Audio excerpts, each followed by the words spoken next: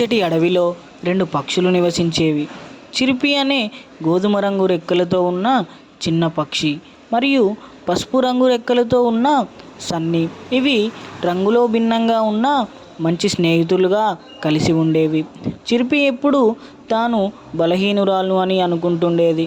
సన్నీ తన రెక్కలతో ఎప్పుడూ స్వేచ్ఛగా ఆకాశంలో తేలిపోతూ ఉండేది. ఒకరోజు ఉదయం వీరిద్దరూ కబుర్లు చెప్పుకుంటుండగా ఒక శబ్దం వినిపించింది.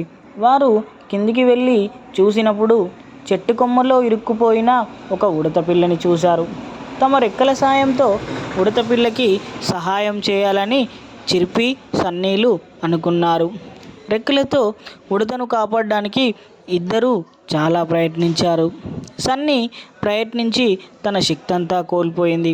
ఉడతను కాపాడడం చిలిపి వల్లే అవుతుందని సన్నీ చిలిపికి బలాన్నిచ్చింది.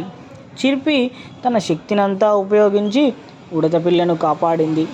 ఉడత పిల్ల చిరునవ్వుతో చిలిపి, సన్నీలకు కృతజ్ఞతలు చెప్పింది.